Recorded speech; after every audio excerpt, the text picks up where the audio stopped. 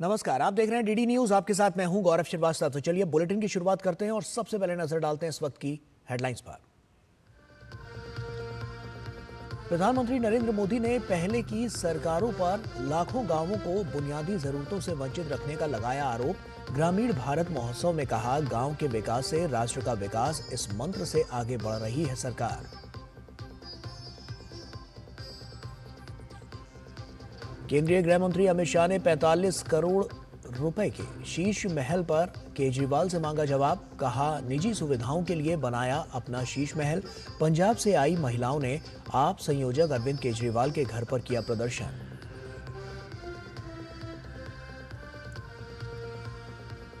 Digital व्यक्तिगत data संरक्षण नियम का मसौदा जारी। केंद्रीय मंत्री अश्विनी वैष्णव ने कहा, एक्ट के तहत डेटा उल्लंघन पर सख्त सजा का किया गया प्रावधान। बच्चों के लिए सोशल मीडिया उपयोग पर माता पिता की सहमति होगी अनिवार्य।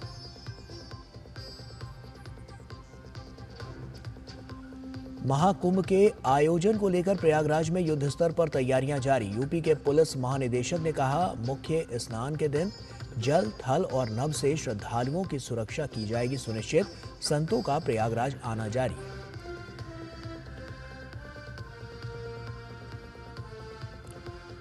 और हॉकी इंडिया लीग में सांची राड बंगाल टाइगर्स का विजय अभियान जारी। दिल्ली एसजी पाइपर्स को 4-1 से हराया। प्रतियोगिता में दर्ज की लगातार तीसरी जीत।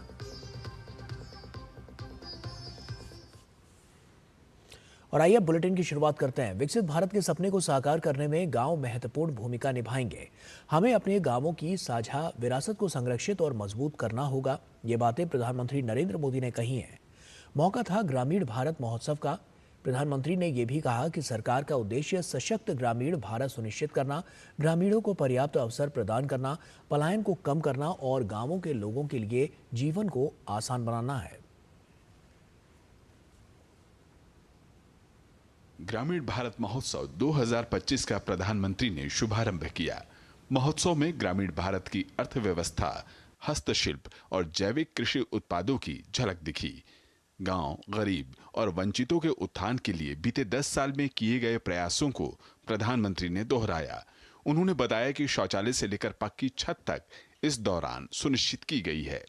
आर्थिक सशक्तिकरण के लिए ड्रोन दीदी, सेल्फ हेल्प ग्रुप और किसान सम्मान निधि जैसे प्रयास सफल हुए हैं। क्रेडिट की सुविधा गांव-गांव तक पहुंची है। उन्होंने स्टेट बैंक ऑफ इंडिया की एक रिपोर्ट का हवाला देकर बताया कि इन 10 सालों में ग्रामीण गरीबी अब 5% से कम हो चुकी है, जो कि साल 2012 में 26% हुआ करती थी। स्टेट बैंक ऑफ इंडिया की रिपोर्ट क्या कह रही है? रूरल पॉवर्टी यानी गांवों में गरीबी करीब 26% थी, 26%। 2024 में 2024 में भारत में रूरल पॉवर्टी यानी गांवों में गरीबी घट कर के पहले जो 26% गरीबी थी वो गरीबी घट करके 5% से भी कम हो गई है। गांव के बढ़ते सामर्थ्य, सशक्तिकरण और विकास की गति पर प्रधानमंत्री ने संतोष जताया। उन्होंने कहा कि ये विकसित भारत के संकल्प को साकार करने में मददगार साबित होगा। गांव की एकता और समरसता को तोड़ने वाली ताकतों के खिलाफ प्रधानमंत्री ने सतर्क और एकजुट रहने की अपील की। इन दिनों कई लोग जाति के नाम पर समाज में जहर घोलना चाहते हैं, हमारे सामाजिक ताने बाने को कमजोर बनाना चाहते हैं। हमें इन षड्यंत्रों को विफल बनाकर गांव की साझी विरासत, गांव की साझी संस्कृति को हमें जीवंत रखना है, उसको सशक्त करना है।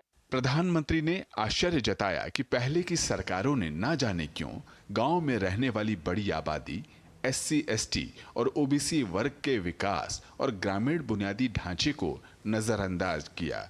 उन्होंने कहा कि यही वजह रही कि गरीबी बढ़ती रही, लेकिन अब स्थिति बदल चुकी है। प्रधानमंत्री ने गांव की प्रगति के लिए डिजिटलीकरण, एफपीओ और प्राकृतिक खेती, जैविक खेती को नई ताकत बताया। उन्होंने कहा कि मौजूदा सरकार ने ग्रामीण कौशल और पारंपरिक कला को निखारने, रोजगार स्वरोजगार के अवसर बढ़ाने के लिए भी काम किए हैं। अनुज यादव के साथ ब्यूरो रिपोर्ट, डीडी न्यूज। और वहीं रविवार को प्रधानमंत्री नरेंद्र मोदी उत्तर प्रदेश के साहिबाबाद और दिल्ली के न्यू अशोकनगर के बीच दिल्ली मेरठ कॉरिडोर के 13 किलोमीटर लंबे अतिरिक्त खंड का उद्घाटन करेंगे, जो क्षेत्रीय परिवहन की दिशा में एक महत्वपूर्ण कदम होगा। और इस उद्घाटन के साथ नमो भारत ट्रेन के जरिए अब दिल्ली और मेरठ के बीच यात्रा करना और भी ज्यादा आसान हो जाएगा। फिलहाल साहिबाबाद और मेरठ साउथ के बीच 9 स्टेशनों के साथ कॉरिडोर का 42 किलोमीटर लंबा हिस्सा परिचालित है और इस उद्घाटन के साथ ही नमो भारत कॉरिडोर का परिचालित खंड 55 किलोमीटर का हो जाएगा, जिसमें 11 स्टेशन होंगे। लोग कितने उत्साहित हैं इस खंड के शुरू होने से, इसका जायजा लिया हमारे संवाददाता गिरीश निशाना ने। नमो भारत ट्रेन अब दिल्ली में भी नमो भारत का दिल्ली में शुभारंभ होने जा रहा है। प्रधानमंत्री नरेंद्र मोदी नमो भारत कॉरिडोर के साहिबाबाद से आगे न्यू अशोकनगर दिल्ली तक के 13 किलोमीटर के अतिरिक्त खंड का उद्घाटन करने जा रहे हैं। हम इस समय मौजूद हैं नमो भारत कॉरिडोर पर, यानी कि Delhi Meerut rapid rail corridor का पहला सेक्शन जो दिल्ली के लिए खुलने जा रहा है। रविवार से आम जनता के लिए खोल दिया जाएगा। प्रधानमंत्री नरेंद्र मोदी इस सेक्शन पर साहिबाबाद स्टेशन पर हरी झंडी दिखाकर इस ट्रेन को रवाना करेंगे।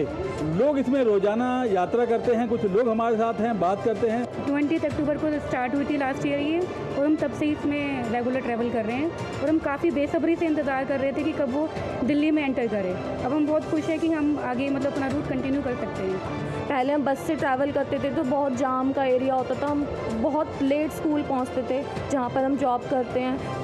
पर रैपिड में हम ट्रैवल करने लगे हैं तो हम बहुत मतलब टाइम पे ही पहुंच रहे हैं और टाइम से निकलते हैं तो घर भी हम जल्दी पहुंच जाते हैं। तो हमें तो बहुत अच्छा लग रहा है कि ये आनंद विहार तक लास्ट मतलब न्यू अशोक नगर इसका लास्ट स्टॉप होगा और हम आनंद विहार उतरेंगे तो हमारे लिए और भी टाइम सेव हो जाएगा। बहुत अच्छा रहेगा, जनमानस के लिए बहुत सुविधा हो जाएगी और लोगों को सुरक्षित यात्रा हो जाती है। सबसे अच्छी मेट्रो यात्रा भारत के जिस कोने में भी मेट्रो चली है, जब से ये चली है तो हमें बहुत अच्छा लगता है। 20 मिनट में सफ़र हो जाता है और दिल्ली से जुड़ जाएगी तो भारत की प्रोग्रेस होगी और हमारा देश ऐसी तरक्की करे।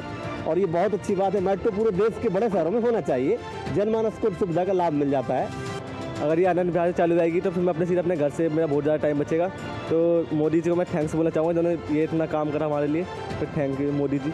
मेरठ से बच्चे दिल्ली के लिए पढ़ाई के लिए बच्चों का आना जाना बहुत आसान हो गया है। बहुत बधाई पूरे देश को इस चीज़ के लिए, बहुत बहुत शुक्रिया उनको, उन्होंने हमारे लिए इतनी हेल्प की। अभी हमारा जो सफ़र 2.5-3 घंटे लगते थे हमें मेरठ से आने में, वो हमारा 1-1.25 घंटे में सफ़र तय होगा, तो इससे हमें बहुत फ़ायदा होगा सर। दिल्ली से चालू हो जाएगी और ज़्यादा फ़ायदा हो जाएगा लोगों को। इससे ट्रैफिक कंट्रोल बहुत ज़्यादा होता है, इसमें फैसिलिटी भी अच्छी मिलती है। बहुत ज़्यादा शुक्रगुजार है कि फर्स्टली आपने इस चीज़ को चालू करा दिया। जो हमारा ट्रैवलिंग का रहता था, जो इंसान को हेक्टिक जाती थी ट्रैवलिंग थ्रू द बस और ऑटो वगैरह, लेकिन अभी जैसे रैपिड स्टार्ट हुई है तब से काफ़ी ज़्यादा हमें कंफर्टेबलनेस फील हुई। जो मेनली आज सर्दियों के टाइम पे सर्दियाँ लगती है तो मेनली यहाँ पे आपने जो सुविधा दे रखी है इससे हम बहुत ज़्यादा आग्रचित है, हम कंफर्टेबल फील करते हैं। काफ़ी अच्छा सेटिस्फाइंग ट्रैवल रहता है हमारा।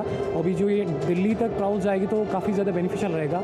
आरामदायक यात्रा के साथ ही नमो भारत ट्रेन में महज 35 से 40 मिनट में ही दिल्ली से मेरठ तक पहुंचा जा सकेगा। कैमरामैन नवीन कुमार के साथ गिरीश निशाना, डीडी न्यूज, साहिबाबाद। और केंद्रीय गृह मंत्री अमित शाह ने शनिवार को केजरीवाल और आम आदमी पार्टी सरकार पर जमकर हमला बोला। राजधानी में बुनियादी ढांचा तैयार करने की बजाय अपने लिए शीश महल बनाने के लिए उन्होंने अरविंद केजरीवाल को निशाने पर लिया।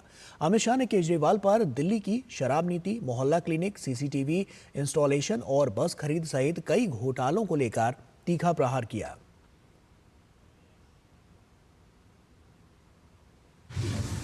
अमित शाह का केजरीवाल पर निशाना। कहते थे हम सरकारी गाड़ी नहीं लेंगे, सरकारी बंगलो नहीं लेंगे, एक नए प्रकार की राजनीति का आगाज करेंगे। शीश महल पर दें हिसाब। 50,000 गज एक शीश महल बनाया दिल्ली वासियों के 45 करोड़ के खर्चे से, और केजरीवाल जी आपको इसका हिसाब देना पड़ेगा।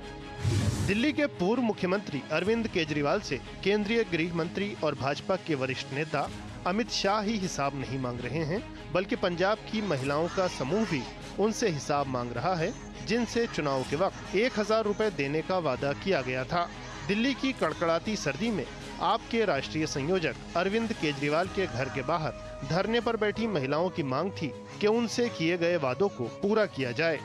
दिल्ली वाले लोगों को कह रहे हैं हम 2500 रुपए देंगे, पंजाब वाली महिलाओं को तो दिया नहीं, 3 सालों में वादा किया है। मैं बेनती कर दी हाँ कि महिलावां इन्हां दे झांसे विच ना आण, महा झूठे ने।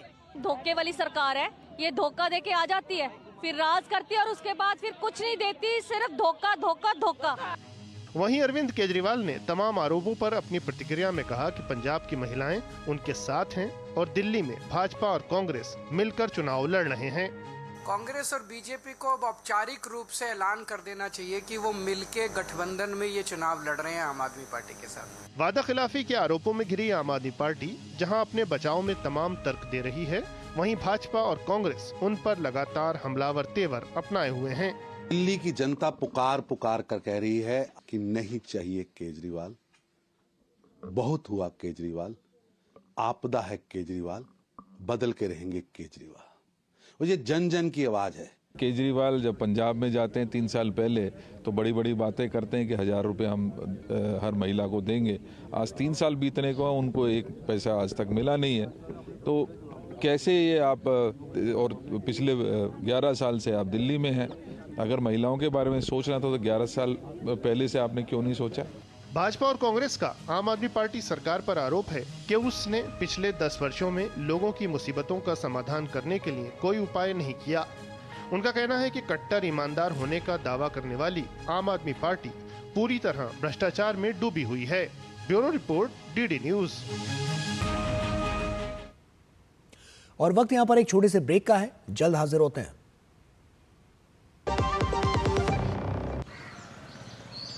वाह, जब जब पशु आहार लेते हो 150 बचा ही लेते हो ना। कोई कमाल नहीं करते हो, उसकी बयात को खतरे में डालते हो, यही करते हो। तभी कहते हैं दिल से खिला, सिर्फ कपिला, देश का नंबर 1 पशु आहार। एक ऐसा तबका जो रिटायरमेंट के बारे में आज भी बिल्कुल नहीं सोचता, वो है औरतें। औरतें कमा के भी वनरेबल हैं। सो एनपीएस एक इक्वालिटी ला रहा है, हम सब एक बराबर प्लेटफॉर्म पे हैं। अपने बेहतर कल को सुनिश्चित करने के लिए एनपीएस जरूरी है। जब धरती चीर कर निकलता है लोहे का पत्थर और मिलता है मोंगिया के जोश से, फिर तपता है, पिघलता है और बनता है फौलाद। अब होता है सरिया सारी खूबियों के साथ। मोंगिया स्टील, मजबूत देश का मजबूत सरिया। गोल्डी मसाले के 100 ग्राम के स्पेशल पैक्स में फ्रेशनेस लॉक है। ऐसे गोल्डी मसाले जहां जाएं रिश्ते बनाएं। ब्रेक के बाद एक बार फिर से आप सभी का स्वागत है। कर्नाटक में सत्तारूढ़ कांग्रेस पर ठेकेदार की आत्महत्या मामले में भाजपा लगातार दबाव बना रही है। अब विपक्षी पार्टी ने मंत्री प्रियंक खड़गे के इस्तीफे की मांग दोहराते हुए विरोध प्रदर्शन किया। पार्टी ने चेतावनी दी है कि अगर उनकी मांगें पूरी नहीं हुई तो वे जनवरी में कलबुर्गी में कांग्रेस अध्यक्ष मल्लिकार्जुन खड़गे के आवास का घेराव करेंगे। भाजपा के प्रदेश अध्यक्ष BY विजेंद्र, कर्नाटक विधानसभा में विपक्ष के नेता R अशोक, विधान परिषद में विपक्ष के नेता चालावाड़ी नारायण स्वामी ने विरोध प्रदर्शन का नेतृत्व किया। कड़ी सुरक्षा व्यवस्था के बीच भाजपा कार्यकर्ता बड़ी संख्या में हाथों में तख्तियां लेकर जगत सर्कल पर जमा हुए और मंत्री के खिलाफ नारे लगाए। सिविल ठेकेदार सचिन पंचाल ने 26 दिसंबर को बीदर जिले में चलती ट्रेन के सामने लेटकर कथित तौर पर आत्महत्या कर ली थी।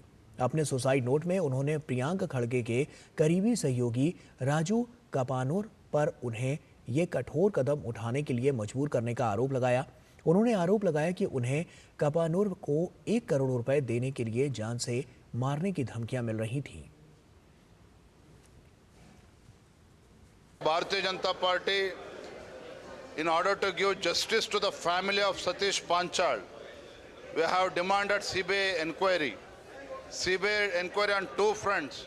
One on the suicide of Satish Panchal, and secondly, a suicide death note which has been released. It has clearly mentioned in the death note that Supari killers were hired and the target was Swamiji, was a Hindu voice. in Hyderabad, Karnataka region, Kalyan, Karnataka region. They had targeted our BJP MLA and BJP leaders, and it's a very serious issue, unheard of in Karnataka politics. Bhajpa के राष्ट्रीय प्रवक्ता प्रदीप भंडारी ने प्रियांक खड़गे पर कर्नाटक में जबरन वसूली और भ्रष्टाचार का रैकेट चलाने का आरोप लगाया। उन्होंने कहा कि कर्नाटक के सीएम सिद्धरामैया का सीबीआई जांच से डरना साफ करता है कि प्रियांक खड़गे शायद इसमें अकेले नहीं थे। कर्नाटक के मुख्यमंत्री सिद्धरामैया जी जब इस पर सीबीआई जांच से डरते हैं, इससे ये स्पष्ट हो जाता है कि ये पूरे रैकेट के अंदर शायद प्रियांक खड़गे अकेले कार्य नहीं कर रहे हैं। भारतीय जनता पार्टी सीबीआई जांच की मांग करती है और ये भी मांग करती है कि सीबीआई जांच के रडार के अंदर प्रियांक खड़गे के साथ में बाकी के कांग्रेस नेताओं की भी जांच हो।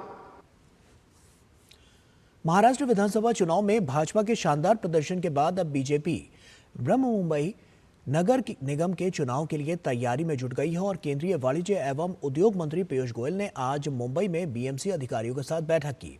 बैठक के बाद उन्होंने मीडिया को जानकारी देते हुए बताया कि ये पिछले 5 महीनों में हुई तीसरी बैठक है और आज हुई बैठक में लगभग 60,000 करोड़ रुपयों से अधिक की लागत की परियोजनाओं पर चर्चा हुई।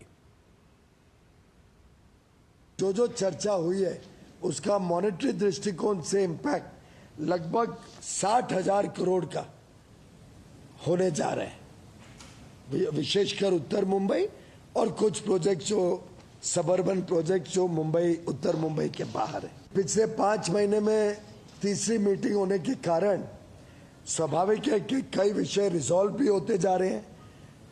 कैसे हम गरीब जनता को स्पोर्ट्स की सुविधाएं मिले, उसके लिए अलग अलग मैदान को तैयार करें। प्रबोध महाजन उद्यान है, बाला साहेब ठाकरे उद्यान है, एक मालवानी में स्पोर्ट्स कॉम्प्लेक्स बनने जा रहा है। इसी प्रकार से साई का स्पोर्ट्स कॉम्प्लेक्स तैयार करने के लिए 37 एकड़ जो साई को दे दिया गया है महाराष्ट्र सरकार द्वारा, उसके प्लान्स भी अभी बनने शुरू हो गए हैं। और वहीं केंद्रीय मंत्री ने बताया कि संजय गांधी राष्ट्रीय उद्यान में भी केंद्र सरकार पर्यटकों को बेहतर सुविधा मुहैया कराने के लिए प्रतिबद्ध है। संजय गांधी नेशनल पार्क में भी हमने रिक्वेस्ट की है कि जो पेंडिंग विषय उन सबको संकलन किया जाए। केंद्र के हमारे पर्यावरण मंत्री ने मुझे एश्योर किया है कि वो सब विषय केंद्र की सरकार संजय गांधी नेशनल पार्क के रहवासियों के लिए रिजॉल्व करने के लिए हर संभव कदम उठाएगी। वहां पे हम पर्यटन को और बढ़ावा दे सके, उस दिशा में फिर हम संजय गांधी नेशनल पार्क में और काम कर सकते हैं। और वक्त यहां पर एक और छोटे से ब्रेक का हो गया है, जल्द हाजिर होते हैं। आज सुनो, खाने में कोई स्वाद नहीं है। अरे किफायती लाल, सस्ते वाले दाल मसाले, स्वाद हुआ बेकार, एकदम बकवास। इधर कीमती लाल को देखो, खाना बना कमाल। MDH की हल्दी मिर्ची धनिया करे कमाल। ये रंग दे, ये खुशबू दे, ये तीखा, ये कम पड़े, समझे किफायती लाल। क्या निराला MDH मसाला।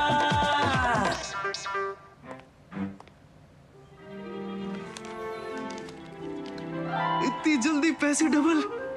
ओ, जमा करोगे तो फिर भुगतोगे। क्या लो, ऐसी लुभाने वाली स्कीम में पैसे जमा करना यानी धोखे की संभावना, इसलिए पहले पूरी जांच, उसके बाद पैसे जमा, नहीं तो आपके पैसे हो जाएंगे RBI कहता है जानकार बनिए, सतर्क रहिए।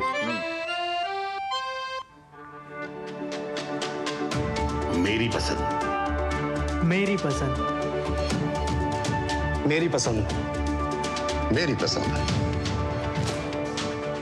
हमारी पसंद, हम सबकी पसंद। मजबूत देश का मजबूत सरिया, हो गया स्टील। ब्रेक के बाद एक बार फिर से आप सभी का स्वागत है। कोयला उत्पादन में पिछले वर्ष असाधारण वृद्धि देखने को मिली। ये सरकार की सभी को ऊर्जा सुरक्षा देने और आत्मनिर्भर भारत के प्रति सरकार के समर्पण को दर्शाता है। पिछले साल कोयला उत्पादन 1039.59 मीट्रिक टन के सर्वकालिक उच्च स्तर पर पहुंच गया। ये 2023 की कुल 969.07 मीट्रिक टन की तुलना में 7.28% अधिक है। सरकारी आंकड़ों के अनुसार 2024 में देश भर में कोयला डिस्पैच यानी प्रेषण भी रिकॉर्ड उच्च स्तर 1012.72 मीट्रिक टन पर पहुंच गया। 2023 की 950.39 मीट्रिक टन की तुलना में कोयला डिस्पैच 6.56% अधिक रहा। कोयला मंत्रालय ने कहा है कि उत्पादन और डिस्पैच दोनों में ये निरंतर वृद्धि बिजली उत्पादन और अन्य उद्योगों के लिए कोयले की समय पर उपलब्धता सुनिश्चित करने के लिए प्रतिबद्धता को दर्शाती है। ये राष्ट्रीय ऊर्जा सुरक्षा को और मजबूती प्रदान करती है। मंत्रालय ने कहा कि कोयला उत्पादन और बुनियादी ढांचे के विकास को अनुकूलित करने पर ध्यान केंद्रित करना, कोयला आयात पर निर्भरता को कम करने, बुनियादी ढांचे के विकास को आगे बढ़ाने, देश की आत्मनिर्भरता को मजबूत करने और दीर्घकालिक सतत विकास में योगदान देने के लक्ष्य के अनुरूप है। 2025 शुरू होते ही भारत और चीन के बीच तनाव एक बार फिर से बढ़ गया है। भारत के लद्दाख क्षेत्र के साथ ओवरलैप होने वाले हॉटन प्रांत में 2 नई काउंटियां स्थापित करने की चीन की घोषणा ने एक नया विवाद खड़ा कर दिया है। भारत ने कड़ा विरोध दर्ज कराते हुए दोहराया कि वो अपने क्षेत्र पर चीन के अवैध कब्जे को स्वीकार नहीं करता है और इसके अलावा भारत ने ब्रह्मपुत्र नदी पर बांध बनाने की चीन की योजना पर चिंता व्यक्त की है। वर्ष 2025 की शुरुआत भारत चीन संबंधों में नए तनाव के साथ हुई है, जो चीन द्वारा 2 नए काउंटी स्थापित करने की घोषणा के कारण हुआ। इसमें भारत का लद्दाख क्षेत्र भी शामिल है। जवाब में भारत ने कड़ा विरोध दर्ज कराया है। भारत ने एक बार फिर दोहराया है कि भारत ने अपने क्षेत्र पर चीन के अवैध कब्जे को कभी स्वीकार नहीं किया है। We have seen the announcement pertaining to the establishment of 2 new counties in Hotan Prefecture of China. Parts of jurisdiction of these so-called counties fall in India's Union Territory of Ladakh. We have never accepted the illegal Chinese occupation of Indian territory in this area. Creation of new counties will neither have a bearing on India's long-standing and consistent position regarding our sovereignty over the area, nor lend legitimacy to China's illegal and forcible occupation of the same. We have lodged a solemn protest with the Chinese side through diplomatic channels on this matter. संप्रभुता विवाद के अलावा भारत ने शुक्रवार को ब्रह्मपुत्र नदी पर बांध बनाने की चीन की योजना पर दृढ़ता से अपना पक्ष रखा। ऐसी चिंताएं बढ़ रही है कि ये बांध भारत के पूर्वोत्तर राज्य, विशेष रूप से अरुणाचल प्रदेश और असम में पारिस्थितिक संतुलन को गंभीर रूप से प्रभावित कर सकता है, क्योंकि यहीं से ब्रह्मपुत्र बहती है। We have seen the information released by Xinhua on 25th December 2024 regarding a hydropower project on the Yarlung Tsangpo River in the Tibet Autonomous Region of China. As a lower riparian state with established user rights to the waters of the river, we have consistently expressed through expert level as well as diplomatic channels our views and concerns to the Chinese side over mega projects on rivers in their territory. These have been reiterated along with the need for transparency and consultation with downstream countries following the latest report. The Chinese side has been urged to ensure that the interests of downstream states of the Brahmaputra are not harmed by activities in upstream areas. We will continue to monitor and take necessary measures to protect our interests. हालांकि हाल ही में लद्दाख में डेपसांग और डेमचोक के रणनीतिक रूप से संवेदनशील क्षेत्रों में तनाव कम किया था और गश्त फिर से शुरू की थी। पिछले साल अक्टूबर में रूस में ब्रिक्स शिखर सम्मेलन के मौके पर एक बैठक के दौरान भारत के प्रधानमंत्री नरेंद्र मोदी और चीनी राष्ट्रपति शी जिनपिंग ने विभिन्न द्विपक्षीय वार्ता तंत्रों को पुनर्जीवित करने पर सहमति व्यक्त की थी, जो संबंधों को सामान्य बनाने की दिशा में संभावित बदलाव का संकेत था। लेकिन ताजा घटनाक्रम ने कई सवाल खड़े कर दिए हैं। इन चुनौतियों के साथ दोनों देशों के संबंधों का भविष्य कैसा होगा, इसको लेकर अनिश्चितता बनी हुई है। Bureau report, DD news. और उधर प्रयागराज महाकुंभ को लेकर स्थानीय निवासियों ने प्रशासन के इंतजामों की प्रशंसा की है। लोगों ने देश दुनिया के श्रद्धालुओं के यहां आने की उम्मीद जताई है। साथ ही महाकुंभ में आने वाले लोगों से उन्होंने स्वच्छता रखने की भी अपील की है। इस बार जो व्यवस्था है पिछले सारे कुंभ से बहुत ज़्यादा व्यवस्था हुई है, बहुत ज़्यादा सुविधाएं दी जा रही हैं यात्रियों के लिए। और मतलब और जो व्यवस्था कुछ अभी बची हुई है वो भी पूरी हो जाएगी तो आपको ये कुंभ देखने लायक रहेगा। काफ़ी अच्छी व्यवस्था की गई है जो कभी आज तक हम लोगों ने देखा नहीं था। मतलब लोगों के लिए जगह जगह टॉयलेट की व्यवस्था इतनी बढ़िया की गई है कि कोई भी आए तो किसी को जगह पे गंदगी करने की नहीं है कि कहीं भी कुछ भी खुले में कहीं भी कोई कर दे।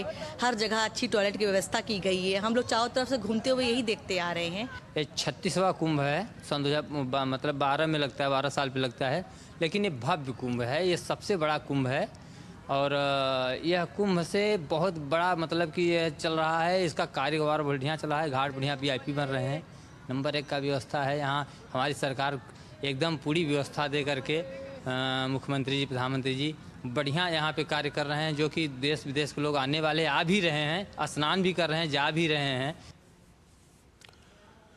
और वहीं हॉकी इंडिया लीग में शनिवार को खेले गए पहले मुकाबले में सांची राड बंगाल टाइगर्स का सामना दिल्ली SG पाइपर से हुआ और इस मुकाबले में बंगाल टाइगर्स का जोर देखने को मिला और टीम ने दिल्ली SG पाइपर्स को 4-1 से हरा दिया। राउरकेला में खेले गए इस मुकाबले में बंगाल टाइगर्स का दमदार खेल शुरुआत से ही देखने को मिला।